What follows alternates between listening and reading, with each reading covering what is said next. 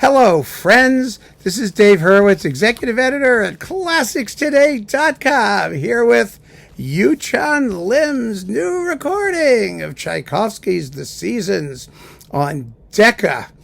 Oh dear, where do we begin? It's happening. It's beginning. That which we most dreaded.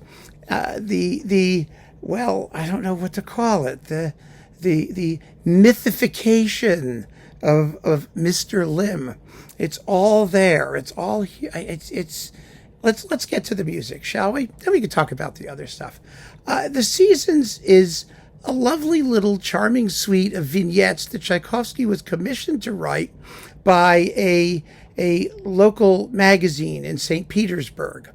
And, the idea was that they would publish one of these little tchotchkes every month. And so it's not really about the seasons, by the way. It's about the months of the year. And each month has a little subtitle with a little poem that was appended by the editor of the magazine. It had nothing to do with Tchaikovsky, but he accepted all of it. He accepted the commission. He seemed to enjoy fulfilling it. The music is delightful. And that's all there is to it. It's nice music.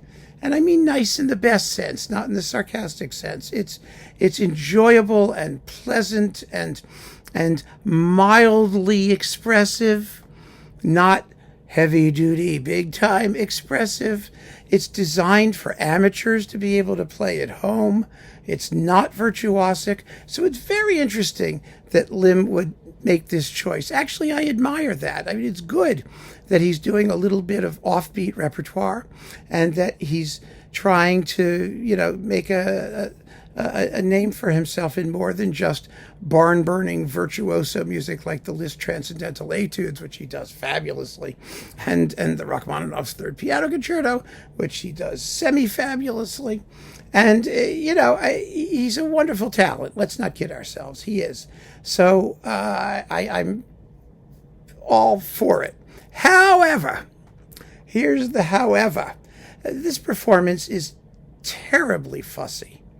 It really is. And I was wondering why it's so fussy. There are a couple great recordings of the Seasons. There's Ashkenazy's, which is marvelous. There's Pletnev, who is phenomenal. And this is not as good as either of those. It is a performance of mannerism and gesture. If you look, for example, just take the first movement by the fireside. Tchaikovsky marks his expressive indications in this work are very, very restrained, extremely so. He'll mark poco retard. Well, that means that Lim is going to make a gigantic retard. He'll mark poco stringendo, which means to speed up a little bit. And Lim is going to go whoosh and fly away. He has such a fetish for articulation that draws attention to itself, not articulation that allows the melody to blossom in a natural way. The very first piece is marked semplice, which means, in traditional terms, back in the old days, it meant do not ornament the melody. In Tchaikovsky's day, it meant play with naturalness. And that's what's lacking here. The tunes are broken up into globular little gestures. And as a result, even though the tempos aren't terribly slow by any means, the work sounds fragmented. And this is, like I said, this is not hard music. I mean, I could play this, all right? That tells you how not hard it is. I mean, most of it, not all of it, and badly. Not saying, I could play it as well as Lim could ever play it, because I'm sure people will say, well, you can't do better. Well, yeah, it's not necessarily true. Most amateur pianists could do better because they'll do less. And it's a question of learning to edit one's ideas and conception. But then we get to the notes. Here we are, the notes. All right, well, Lim has decided that he is going to do his own personal view of the Seasons, and he regards it as a piece of expressively sublime mega music. And it isn't. I mean, you can think whatever he wants, but it's just not.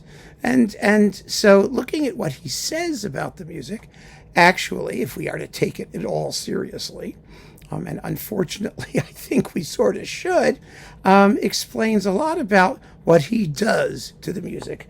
Let us take the barcarolle, shall we? That's number 6, I believe. The barcarolle is absolutely gorgeous. Now, a barcarolle is a boat piece. You know, you're rowing your gondola down the canals of Venice. That's a barcarolle. And it has a gentle, swaying rhythm. It's about water. It's got to have flow.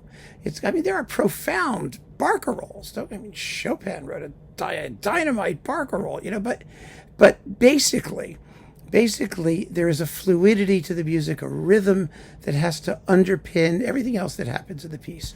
Well, let us see what Lim says about the barcarolle. And you can also go on Wikipedia and look at what the actual sort of little poem is about the barcarolle. But here we are. You ready? The sixth piece can be considered the very heart of the seasons. Well, because it's number 6 out of 12, right?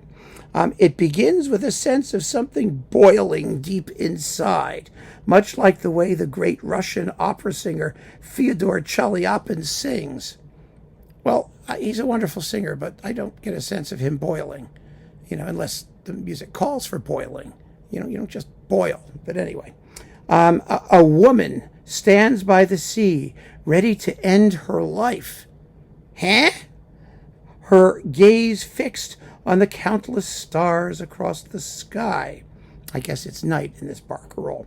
As she recalls the life she had once dreamed of, and the things she had wanted, tears stream down her face. Just when she is about to make an irreversible choice, angels descend from heaven and gather around her with candlelight. Well, she's outside, right? Oh, they're angels. I guess they can do candlelight, right? Singing in unison to offer her solace.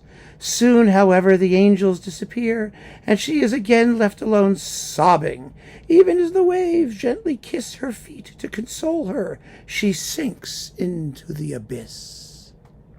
Oh, what bullshit. This is such crap. It's enough to make you want to puke. Seriously. Seriously. The barcarolle is a lovely, charming, possibly gently elegiac piece, maybe, sort of. But if that's the way he's going to play it, if that's what he's thinking, then you know that something is amiss, because he has completely mismatched the work with his view of it. This is not a matter of opinion. That's a fact. The Seasons is a thing. It's a lovely thing. But, look at The Hunt. Let's do The Hunt, shall we? And the barcarolle is a push-me-pull-you performance. It's all over the place. It just needs to have a naturalness of expression. You don't want to feel the gears turning as the pianist manipulates every phrase. Okay, so then we've got, in the 9th piece, here we go. This is The Hunt, right? Number 9 is The Hunt, if I'm not mistaken. It is The Hunt. It's a hunt. It's like a hunt, in 6/8, a hunt. Okay. In the 9th piece, a visitor filled with a golden brilliance, what is that, approaches from afar with bravado. He has been blessed and is trusted by everyone, but as soon as he draws near, he suddenly becomes a spoiled brat, causing trouble in the village.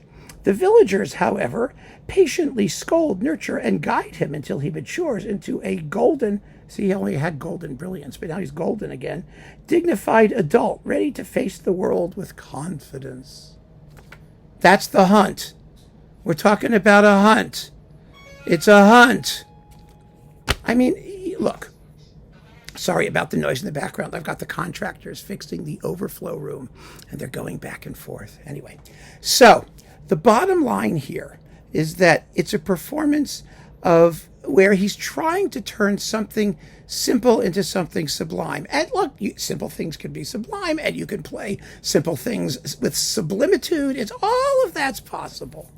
All of that's possible. But if you look and see what Tchaikovsky wrote, and then you see what this guy does, you realize that the two are somewhat at odds with each other. Now, there is a lot of lovely playing in here.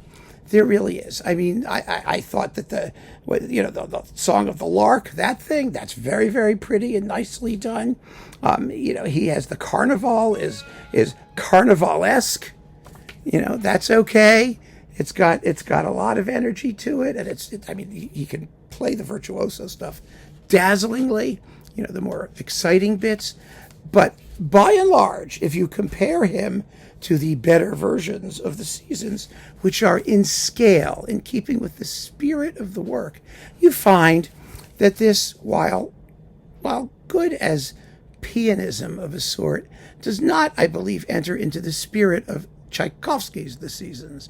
It enters into Lim's The Seasons.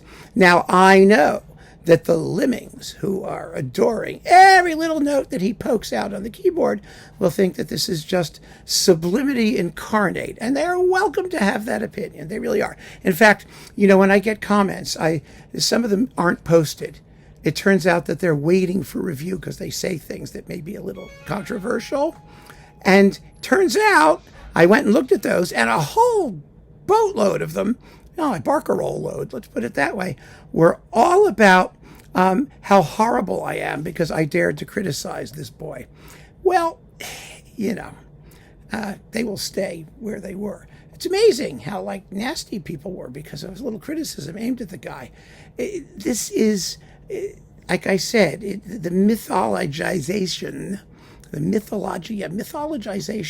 of Mr. Lim. It's the attempt to turn him into a supernatural being who brings something transcendental to everything he does, no matter how simple, no matter how light, no matter how fresh. It would be wonderful if he would acknowledge the sweetness and naturalness of this music and play it accordingly. Nobody is asking for a multi-paragraph disquisition on his innermost thoughts about the work. His playing should speak for itself. It should tell us what the work is, what it's about, what it does, and he has to work within the parameters of the music, and he does not. And that's all there is to it. So keep on listening, friends. Thanks for joining me. Take care.